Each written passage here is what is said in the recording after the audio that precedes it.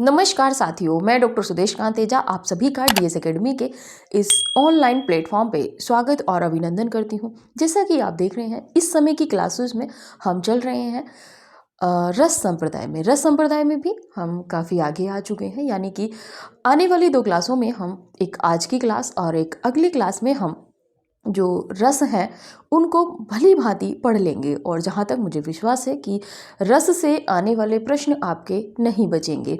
क्योंकि आपको इतने सरल रूप में आपको समझाया गया है कि कोई भी पद आए, कोई भी पंक्ति आए, आप उसमें रस को भली भांति क्लिक कर ले जाएंगे कि हाँ, इस पंक्ति में, इस काव्य पंक्ति में ये काव्य रस है।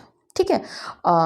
रस को आगे पढ़ें, जैसा कि रौद्र रस है, क्रोध रस जिसका स्थायी भाव है, हम उसको पढ़ेंगे। इससे पहले हम आपको बता दें, डीएस एकेडमी के विषय में या डीएस एकेडमी से के टेस्ट पेपर या बैच या किसी भी जानकारी के लिए यदि आप कॉल करना चाहेंगे तो डिस्क्रिप्शन में कॉन्टैक्ट नंबर दे रखा है या क्लास के अंतिम में हम नंबर प्रोवाइड करा देते हैं। डीएस एकेडमी का जो डिस्क्रिप्शन है उसमें एक व्हाट्सअप लिंक भी दे रखा है। अगर आप उस व्हाट्सअप लिंक से ज्वाइन हो जाते हैं तो जो भी कोई गतिविधियां रहती हैं, जैसे कि 2023 के उपन्यास हैं, कहानी है, कहानी संग्रह है, काव्य संग्रह है, आदि आदि हम उस व्हाट्सएप ग्रुप में प्रेषित करते रहते हैं, जिनको यहाँ पे नहीं बताया जाता। ठीक है, तो आप व्हाट्सएप ग्रुप ज्वाइन कर लीजिए। साथ ही जो भी कैंडिडेट हमारी टेस्ट सीरीज ज्वाइन करना चाहता है वो भी उसी नंबर पे कॉल करें या क्लास के अंतिम में जब हम नंबर प्रोवाइड कराएंगे, आपको जो भी इंक्वायरी चाहिए किसी भी तरह की, आप उसी नंबर पे संपर्क करेंगे। या हमसे भी बात यदि आपको करनी है किसी विषय से, शोध विषय से संबंधित या कुछ भी, तब भी आप उसी नंबर पे कॉल करेंगे। हमसे जब बात होने का समय है वो है शाम को 7 बजे से 8 या 9 बजे तक, इससे ज़्यादा नहीं। ठीक है, दिन में आप कॉल करेंगे तो बात नहीं हो पाएगी। तो जो भी कैंडिडेट टेस्ट सीरीज ज्वाइन करना चाहते हैं, दिए गए जो डिस्क्रिप्शन में कॉन्टैक्ट नंबर दिया गया है, आप उस पर कॉल कर सकते हैं। टेस्ट सीरीज एकदम नवीन है, चूँकि जल्दी ही परीक्षाओं की बौछार होनी शुरू होगी। तब आप सोचेंगे कि हमने तो इस तरह के प्रश्नों का सोचा भी नहीं था कि इस तरह से भी प्रश्न बन सकते हैं। इसीलिए आप पहले से तैयार रहें। टेस्ट सीरीज एकदम नवीन है। हम नहीं कहते कि बहुत ज़्यादा, ये जो 50 टेस्ट पेपर हम आपको दे रहे हैं, आपके संपूर्ण साहित्य पर, संपूर्ण जो परीक्षा पैटर्न होता है उस पर आधारित है। 125 प्रश्नों की टेस्ट सीरीज रहती है हर पेपर में। जो क्वेश्चनों की श्रृंखला है वो 125 रहेगी। 125 प्रश्नों में मात्र 15 प्रश्न ऐसे रहेंगे जो संस्कृत साहित्य और संस्कृत व्याकरण से संबंधित रहेंगे, जो यूपी टीजीटी पीजीटी और उत्तराखंड टीजीटी पीजीटी में विशेषकर आते हैं। एलटी ग्रेड हो, जो भी परीक्षा हो यूपी और उत्तराखंड की। इसके बाद जो 110 प्रश्न हैं वो पूरे भारत के किसी भी राज्य से संबंधित जो परीक्षाएं होती हैं, केंद्रीय विद्यालय को छोड़कर, केवीएस को छोड़कर, बाकी सभी परीक्षाओं के लिए ये जो टेस्ट सीरीज है रामबाण है। अगर आप ज्वाइन करना चाहते हैं तो डिस्क्रिप्शन में कॉन्टैक्ट नंबर है, आप कॉल करके ज्वाइन कर लीजिए। चलिए बात करते हैं अपनी क्लास में। इससे पहले हमने 2 रसों को पढ़ा था, लेकिन आगामी जो 3 क्लासें, मतलब आगामी जो 2 क्लास हैं, आज की और इससे अगली, इसमें हम 3 रसों को पढ़ेंगे। तो पहला रस है हमारा रौद्र रस, आज जिसको हम पढ़ रहे हैं। रौद्र रस का स्थायी भाव की बात करें तो यहाँ पे क्रोध है। रौद्र का मतलब होता है जब भी कोई व्यक्ति आपका अपमान करे, आपको अपमानजनक शब्द बोले या कोई ऐसा काम करे जिससे आपको क्रोध आए, आपकी आंखें लाल पीली हो जाएं, तो वहाँ पे रौद्र रस होता है। यानी कि आप ऐसा चाह नहीं रहे थे और उसके विपरीत जब काम हो जाता है तो वहाँ पे रौद्र रस होता है। ठीक है, चलिए परिभाषा के रूप में सरल शब्दों में देखते हैं। किसी व्यक्ति के क्रोध या किए गए अपमान से उत्पन्न भाव, जो मन के जो भाव हैं, जब रौद्र रूप धारण कर लेते हैं या कर लेते हैं, तब वहाँ रौद्र रस होता है। स्थायी भाव की बात करेंगे तो क्रोध है। स्थायी भाव क्रोध है। स्थायी भाव से प्रश्न अब बहुत कम बनने लगे हैं। प्रश्न जिन तरह से बन रहे हैं वो आपके टेस्ट सीरीज में हम दे रहे हैं।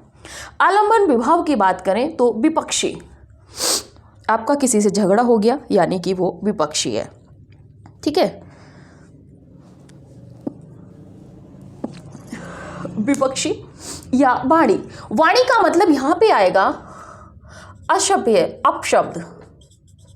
अगर आपको कोई गाली दे दे तब क्या आप उससे कहेंगे महात्मा गांधी जी की तरह अरे नहीं भाई एक और दे दो, ऐसा तो नहीं कहेंगे ना। आप उसको कुछ ना कुछ प्रत्युत्तर में या आपको क्रोध आएगा। ठीक है, अपशब्द या आपको कोई बुरा बोल देता है, या व्यवहार। व्यवहार का मतलब है यहाँ पे कोई एक तरीके से कहें कि आप ऐसा व्यवहार आपको लग नहीं रहा था कि सामने वाला आपसे ऐसा व्यवहार कर देगा, लेकिन फिर भी वो आपके सामने आपके प्रति गलत व्यवहार करता है, तो वहाँ पे आपको क्रोध आता है। तो ये आलम्बन विभाव है व्यवहार में। उद्दीपन विभाव की बात करें तो अपकार, अपमान, कठोर वचन, अपशब्द का मतलब ही यहाँ पे कठोर, वाणी का मतलब ही यहाँ पे कठोर वचन है, तिरस्कार, ये है उद्दीपन विभाव। अनुभाव की बात करें तो मुख पर लाली, आप गुस्से से एकदम जब आंखें लाल पीली होती हैं तो चेहरा एकदम से भयंकर हो जाता है, रौद्र तो वैसे ही रूप धारण हो जाता है, आंखें तरेना, आंखें आपकी आंखें भी लाल पीली हो जाती हैं, दांत पीसना, बहुत ज़्यादा मतलब जब गुस्सा आता है आपको तो आप एकदम से मतलब आपका जो चेहरा होता है वो देखने लायक होता है, होठ चबाना, ये मतलब अनुभाव है। संचारी भाव जैसा कि हमने कहा है क्षण भंगुर होते हैं, पानी में बुलबुले की तरह जो बुदबुदा होता है उसकी तरह होते हैं। स्मृति है, स्मृति का मतलब है दो पक्षों में जब लड़ाई होती है, आपने देखा होगा चाहे वो शहर के रहने वाले आप कैंडिडेट हों या गाँव के रहने वाले हों, आपको पुरानी पुरानी बातें याद आती हैं, तूने मेरे बारे में ऐसा कहा था, तूने ऐसे किया था, तो ये है स्मृति। मद, घमंड तो रहता ही है। ठीक है, चलिए उदाहरण पे बात करते हैं। मुझे लग रहा है कि रौद्र रस को आप अच्छे से समझ गए होंगे, क्योंकि बहुत सरल रूप में आपको समझाया है कि किसी व्यक्ति के क्रोध या जब कोई आपसे अपमानजनक शब्द जब बोलता है तो वहाँ पे या कोई ऐसी जब बात होती है जो आप नहीं चाहते हैं लेकिन उसके बाद भी वो कार्य हो जाता है, तो वहाँ पे रौद्र रस होता है, यानी कि जो आपके विपरीत जो भी कार्य होता है आपको आपके बिना पसंद के, तो वहाँ पे आपको क्रोध आता ही है, और क्रोध आता है तो वहाँ पर रौद्र रस होगा। ठीक है, चलिए बात करते हैं उदाहरण की। ठीक है, उदाहरण में पहला जो उदाहरण है आप सभी जानते होंगे, रामायण आप लोगों ने सभी ने देखी है, आपने देखा होगा कि जब राजा जनक के यहाँ पे राम और लक्ष्मण जाते हैं अपने गुरु के साथ, तो वहाँ पे वो जो धनुष जो तोड़ते हैं उस समय का यहाँ पे प्रसंग है। ठीक है, आपने देखा है कैसे लक्ष्मण में और परशुराम में संवाद चलता है, कटाक्ष होता है।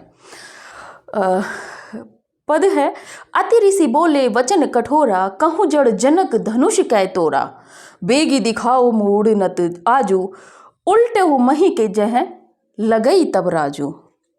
तो ये कहते हैं आपके जो परशुराम हैं वो कहते हैं कि अति ऋषि बोले, अति यानी कि तेजी से, ऋषि का मतलब यहाँ पे है क्रोध से, आप यहाँ पे परशुराम ना लगाइएगा, क्रोध से बोले वचन कठोरा, जो परशुराम है वो कठोर वचनों से बोलते हैं। क्या कहते हैं कि कहू जड़ जनक धनुष कै तोरा, कहू हे जनक, कहते हैं कि कहो जड़ यानी कि जड़ बुद्धि जनक धनुष कै तोड़ा, धनुष कै किसने तोड़ा, धनुष किसने तोड़ा, बेग दिखाओ मूड नत आजू, बेग यानी कि जल्दी दिखाओ, गुस्से में है, जल्दी दिखाओ, मूड यानी कि मूर्ख, मूड का मतलब है यहाँ पे मूर्ख, किसके लिए है, जनक के लिए, नत आजू। ठीक है, उल्टे हो मही जे है लगई तब राजू, हम जो भी तुम्हारा ये राजपाट है इसको उलट देंगे, और कितना, मही ये जो आपका राजपाट है इसको उलट देंगे, कितना, जहाँ उल्टे हूँ मही, हम ये धरती जो धरती को इस तरह उलट पलट कर देंगे, जह लगई जब राजू, जहाँ तक तुम्हारा ये राजपाट है, यहाँ की ये जो पूरी भी धरती है या कुछ है, हम इसको लोट बदल कर देंगे। ऐसा कौन कह रहे हैं गुस्से में, आपके परशुराम जी। किससे, जनक से पूछ रहे हैं कि ये धनुष किसने तोड़ा है, क्रोध में आते हैं, आपने देखा होगा ये संवाद। चलिए इसके बाद बात करते हैं दूसरे उसमें, दूसरा जो पद है ये है रामधारी सिंह दिनकर जी की पंक्ति का, उस काल मारे क्रोध के तन कापने उसका लगा, मानो हवा के वेग से सोता हुआ सागर जगा। आप सभी इसमें जानते हैं, शब्दों से ही अभिव्यक्त हो रहा है कि यहाँ पे रौद्र रस है। ठीक है, चलिए आप इसका स्क्रीनशॉट लीजिए, फिर आगे बढ़ते हैं क्योंकि आज हमें 2 रस यहाँ पे कंप्लीट करने हैं।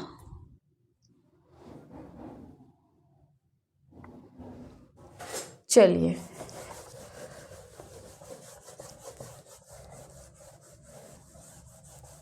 देखिए, अगर आपको समझ में आ जाता है तो फिर बहुत ज़्यादा नहीं बचता है। यदि आप व्हाट्सएप ग्रुप से ज्वाइन हो जाते हैं तो जैसे कुछ पीडीएफ वगैरह रहती हैं तो वो भी हम आपको यहाँ पे प्रोवाइड करा देते हैं, क्योंकि सभी के उदाहरण इतना ज़्यादा हम यहाँ पे नहीं लिखवाएंगे। जो परीक्षा उपयोगी महत्वपूर्ण है वो तो लाते ही हैं, इससे ज़्यादा यहाँ पे आपको नहीं दिया जाएगा, क्योंकि 2 उदाहरण आपको परीक्षा जो भी कोई कोटेशन आपको समझाई जा रही है, परिभाषा या किसी भी तथ्य की, वो पर्याप्त है। ठीक है, ऐसे तो एक रस को पढ़ाने में 1 घंटे से भी ज़्यादा लग जाएगा, क्योंकि हर पद पढ़ाया जाए, फिर उसका अर्थ आपको समझाया जाए। ठीक है, चलिए आगे अगले रस पे बात करेंगे। अगला रस देखेंगे विवित्स रस। विभत्स रस, लग रहा है मार्कर उसने परमानेंट दे दिया है, साफ ही नहीं होता बोर्ड। चलिए बात करते हैं विभत्स रस की।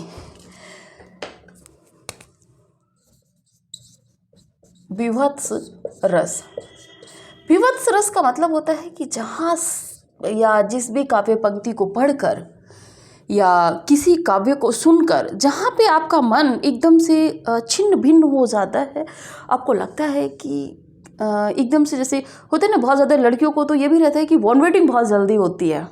ठीक है, चलिए बात कर लेते हैं परिभाषा में। परिभाषा बहुत साधारण शब्दों में है। परिभाषा कई रूपों में लिखी जाती है। किसी घृणित वस्तु जिससे आपको घृणा हो, घृणित वस्तु या घृणित व्यक्ति को, जैसे आपको ध्यान होगा शायद कुछ कैंडिडेट को, एक बार अभी पीछे इबोला वायरस चला था जिसमें हाथ में या शरीर पे कई जगह फपोले बन जाते थे और वो फिर फूटते थे, उनमें से नीला नीला सा रक्त स्राव होता था।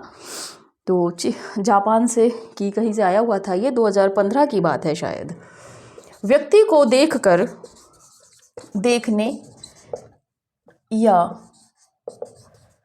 सुनने से जहाँ घृणा या ग्लानि का भाव, ग्लानि का भाव जागृत होता है, वहाँ विभत्स रस होता है। ठीक है, चलिए बात कर लेते हैं स्थायी भाव। स्थायी भाव है इसका जुगुप्सा, जुगुप्सा या घृणा। ठीक है, किसी के चोट लगे हुए को देख लेते हैं आप, किसी पशु को या कुछ को, तो आपको एकदम से घृणा सी हो जाती है। आलंबन की बात करें यहाँ पे, तो आलंबन में है आपका मांस, दुर्गंध, मांस, दुर्गंध, रक्त, दुर्गंध, द्रव्य या इसी में रक्त, हड्डियाँ। ठीक है, ये आलंबन में रहेंगे। उद्दीपन में यदि बात करें तो उद्दीपन में आपके कीड़े पड़ना, इस तरह लिख लीजिए। जैसे बहुत ज़्यादा शरीर में कभी कभी होता है। अनुभाव की बात करें, अनुभाव में मुंह बनाना, बनाना मतलब एक तरीके से कहें थूकना या वॉमिटिंग होना, ये सब चीज़ें इसमें लग जाती हैं।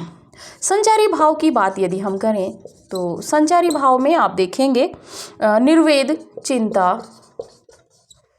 निर्वेद, चिंता, ग्लानि। ठीक है, उदाहरण के रूप में एक ही उदाहरण है, आप देखिए। पहले आप उदाहरण देख लीजिए। सिर पर बैठ्यो काग,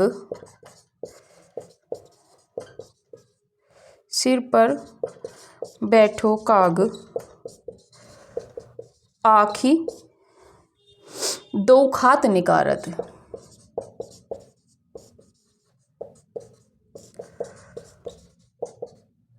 जैसे होता है ना कि लावारिस जब लाशें मिलती हैं तो एक तरीके से आप इस प्रसंग को उसी में लिखी लीजिए। खींचत जोब हिशार, खींचत जोब ही श्यार। जीव को कौन खींच रहा है? श्यार। अति ही आनंद उर्घारत, उनको अति आनंद उर्घारत, उनको इसमें आनंद आ रहा है। गिद्ध जांग कह खोदी, और जो गिद्ध है वो जंघा यानी कि जो जांग है, जांग कह खोदी खोदी, वॉइस पे ध्यान दीजिएगा, खोदी खोदी के मांस उचारत, के मांस उचारत। स्वान अंगुरिन यानी कि कुत्ता, स्वान अंगुरिन काटी काटी के खान विचारत, अंगुरिनी काटी काटी के खान विचारत। ठीक है। बहु चिल नोच के, बाहु चील नोचिले जात तुझ मोद मढ़ियो सबको हियो। जनु ब्रह्मभोज,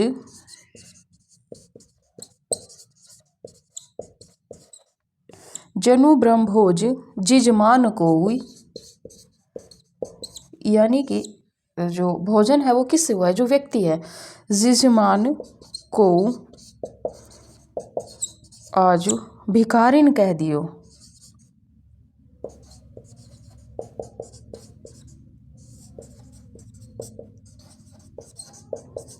ठीक है। तो ये है काव्य पंक्ति, इसमें आप सभी समझ गए होंगे विभत्स रस को। ठीक है। विभत्स रस का मतलब होता है कि जहाँ पे आपको किसी भी चीज़ को देख के जहाँ घृणा होती है, ऐसा लगता है कि ऐसे ये चीज़ें क्यों आ गई। आपको लगता है कि इतना कटा हुआ शरीर या इस तरह रक्त निकलता हुआ, जैसा आप देखते हैं कि अचानक में किसी का एक्सीडेंट हो जाता है तो इस तरह जो शरीर है वो इधर उधर बिखर जाता है ना। तो ये उस समय का है। किसी घृणित वस्तु या घृणित व्यक्ति को देखने या सुनने से जहाँ घृणा या ग्लानि का भाव जागृत होता है वहाँ विभत्स रस होता है। स्थायी भाव की बात करें तो जुगुप्सा है। आलम्बन में मांस है, दुर्गंध है, द्रव्य यानी कि यहाँ पे रक्त है, हड्डियाँ हैं। उद्दीपन में कीड़े पड़ना, शरीर में कई बार रोग ऐसे हो जाते हैं कि कीड़े पड़ जाते हैं।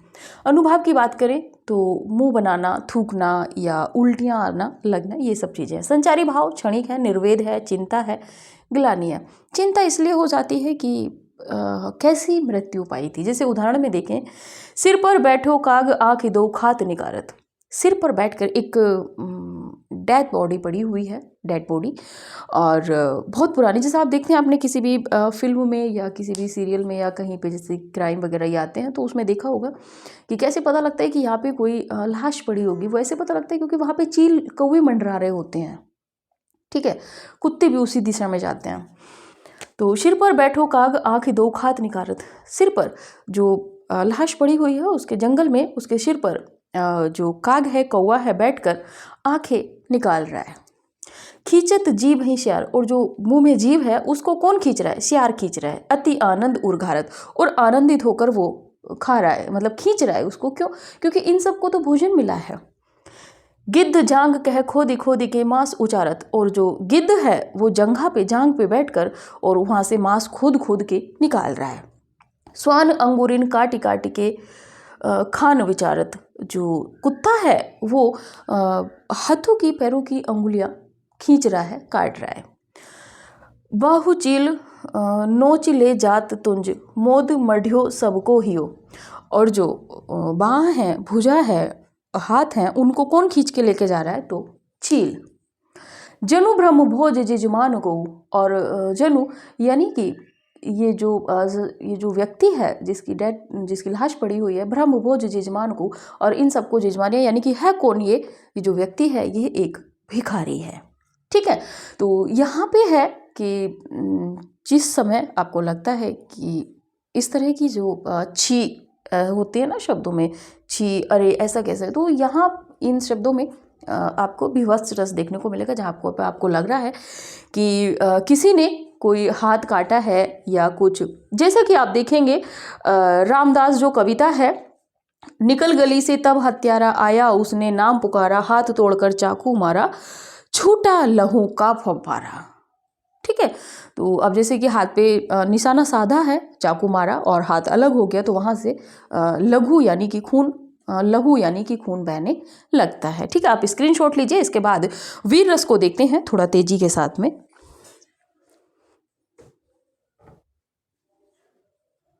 ये उदाहरण पर्याप्त है अगर विभत्स रस से, यहीं से ज़्यादातर तो संयोग, श्रृंगार में संयोग, वियोग और बाकी के रस हैं। ठीक है, चलिए बाकी के जो उदाहरण हैं वो आपको ग्रुप में ही मिलेंगे, यहाँ पे ज़्यादा नहीं करवाए जाएंगे।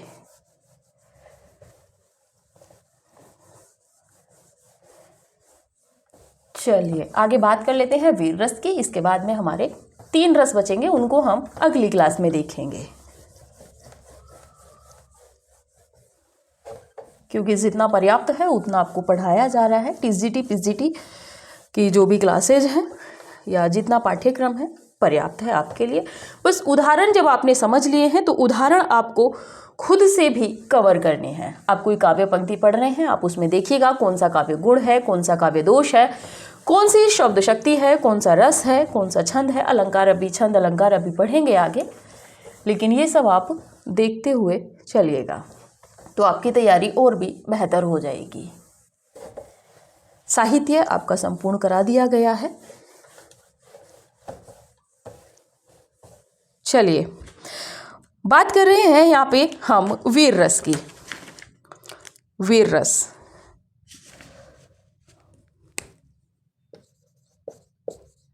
वीर रस की बात करें तो वीर रस में देखते हैं कि शत्रु के परिभाषा में यदि आप देखेंगे तो शत्रु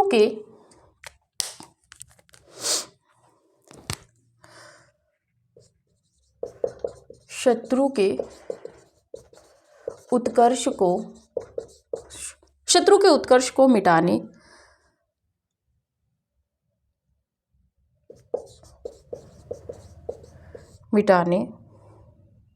धर्म हेतु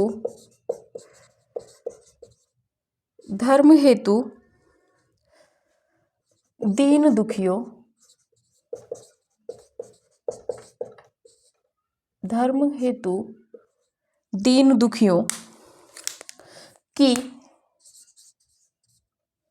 की दूरदर्शा देखकर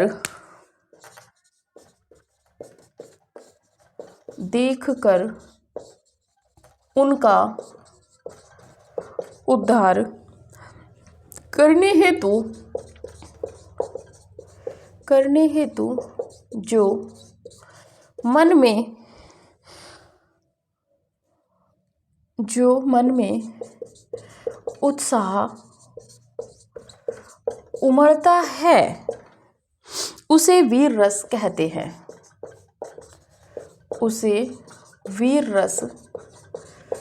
हैं। आप सब भी कह रहे होंगे कि मैम की राइटिंग कहाँ की, क्या करें, ठंड इतनी हो रही है। स्थायी भाव की यदि बात करें तो इसका स्थायी भाव है उत्साह। इसी के साथ में बात करें तो आलंबन में यदि बात करें तो यहाँ पे देख लीजिए रावण की सेना। रावण की सेना, या बाकी आप देखेंगे यानी कि यहाँ पे अत्याचारी शत्रु, कंस मामा भी है, ठीक है। और बाकी आपके भारत पाकिस्तान में देखें तो पाकिस्तान तो है ही। उद्दीपन की बात करें तो उद्दीपन है विजय की इच्छा, विजय की इच्छा, वो इस पे ध्यान दीजिएगा। अनुभाव में यदि हम बात करें तो अनुभाव में आप देखेंगे यहाँ पे रोमांस है, गर्वोक्ति है, रोमांस, गर्वोक्ति और उत्साह, ठीक है। संचारी भाव में यदि बात करें, संचारी भाव में तो घमंड है, उग्रता है और तेजी है, ठीक है। उदाहरण में देखें, उदाहरण में नहीं, अभी आप पहले यहाँ पे ये देखिए। अच्छा चलिए पहले एक उदाहरण देख लेते हैं। उदाहरण में देखेंगे आप श्याम नारायण पांडे जी की एक पंक्ति है, अपनी तलवार दुधारी ले, अपनी तलवार दुधारी ले, भूखे नाहर सा टूट पड़ा, भूखे नाहर सा टूट पड़ा। एक पर्यायवाची फिर याद हो जाएगा आपका, कल कल मच गया, कल कल मच गया अचानक दल,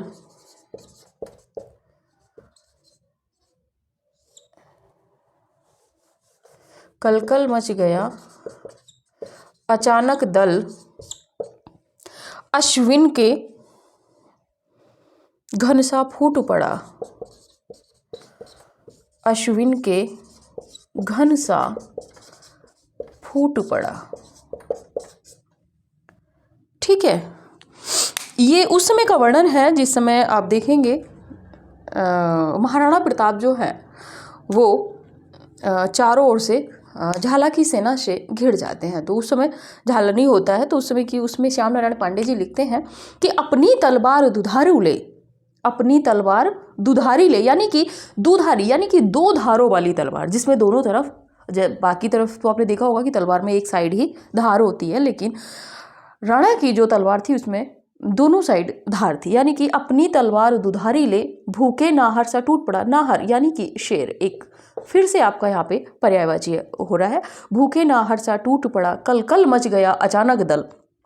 जो वहाँ पे जो दल था विपक्षी, उनमें कल कल यानी कि बहुत ज़्यादा हड़कंप मच गया, अचानक दल, अश्विन के घन सा फूट पड़ा, यानी कि जो अश्विन कुआर का जो हिंदी का महीना है उसमें जो मतलब एक तरीके से कहते हैं ना कि लौटता मानसून जब बरसता है, उसके तरह यहाँ पे ये महाराणा प्रताप टूट पड़े थे, ठीक है। और वीर रस में तो आपको पता है कि जहाँ पे ओज बहुत ज़्यादा हो, जहाँ पे ओज गुण होगा वहाँ पे वीर रस होगा, ठीक है। और यहाँ पे बात कर लेते हैं एक तरीके से आपके वीर रस, वीर रस के भेद। वीर रस के भेद की बात यदि आप करेंगे तो यहाँ पे 4 हैं। पहले नंबर पे है आपके युद्धवीर। युद्धवीर का उदाहरण आप देख भी चुके हैं, युद्धवीर, दानवीर, दूसरा, तीसरा है दयावीर, जहाँ पे दया दिखाई जाती है, और चौथा है आपका धर्मवीर, जो धर्म के खातिर युद्ध करे या धर्म जो रखे। देखिए युद्धवीर में एक उदाहरण आपको देते हैं, दानव समाज में अरुण पड़ा, दानव समाज में अरुण पड़ा, दानव समाज में अरुण पड़ा, जल जंतु बीच हो वरुण पड़ा, जल जंतु बीच हो वरुण पड़ा, वरुण पड़ा। इस तरह भवकता राणा था, इस तरह भवकता राणा था, मानो सर्पों में गरुण पड़ा, मानो सर्पों में गरुड़ पड़ा। ठीक है, यहाँ पे आप देखेंगे दानव समाज में अरुण पड़ा। दानव समाज यानी कि राक्षसों में अरुण पड़ा। जल जंतु बीच हो वरुण पड़ा। इस तरह भवकता राणा था, मानो सर्पों में गरुड़ पड़ा। यानी कि आपको पता है कि जो गरुड़ है वो सर्पों को खाता है, लेकिन उसके बाद भी जो गरुड़ है वो सर्पों के बीच में ही पड़ा हुआ है। चलिए, दानवीर की यदि हम बात करें तो दानवीर में जिसमें दान दिया जाता है, जैसे कि आप देखेंगे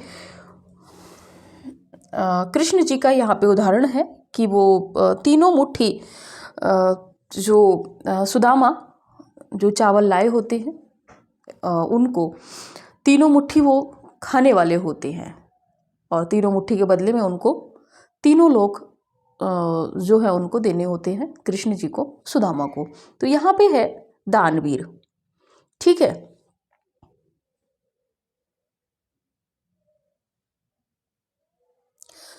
दयावीर। दयावीर का मतलब आप देखेंगे एक समय पे जब आपने देखा होगा कि जब सीता जो है, सीता को जब रावण हरण करके लेके जाता है तो उस समय जो जटायु है वो उनकी रक्षा करना चाहता है, यानी कि वहाँ पे वो दया दिखाता है। ठीक है, ये है। और धर्मवीर में आपको पता ही है, जो अपने धर्म के खातिर जो है अपना सब कुछ न्योछावर करता है, तो वहाँ पे या धर्म के खातिर जो लड़ता है वहाँ पे धर्मवीर होता है। क्या कहते हैं, धर्मवीर, यानी कि धर्मवीर रस के रूप में यहाँ पे जो वीर हैं, वीर रस के भेदों में युद्धवीर, दानवीर, दयावीर और धर्मवीर हैं। ठीक है, तो ये थी आपकी जो क्लास है। आप स्क्रीनशॉट लीजिए इसको, क्योंकि बाकी के जो उदाहरण है वो आपको ग्रुप में मिल जाएंगे।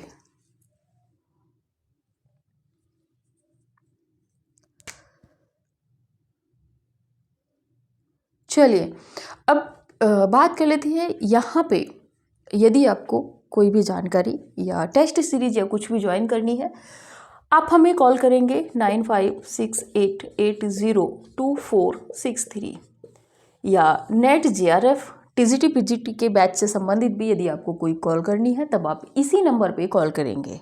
ठीक है, अन्यत्र किसी नंबर पे कोई कॉल नहीं करेंगे। और बाकी टेस्ट सीरीज है, टेस्ट सीरीज में 50 टेस्ट पेपर हम आपको दे रहे हैं संपूर्ण पाठ्यक्रम पर आधारित। ठीक है, तो अभी की जो आपकी रस की क्लास थी वो यहीं पे तक रखते हैं। अगली क्लास में जो बाकी के शेष बचे हुए 3 रस हैं उनको पढ़ेंगे, उसके बाद में देखेंगे कि कौन सा अगला नया टॉपिक उठाएं। काव्य शास्त्र का रस तो पढ़ ही लिए हैं, छंद या अलंकार बचा है तो उसमें से किसको उठाएंगे, लेकिन अभी पहले बाकी के जो 3 रस हैं उनको पढ़ते हैं। ठीक है, तो अभी की क्लास यहीं तक, मिलते हैं अगली क्लास में, तब तक के लिए नमस्कार।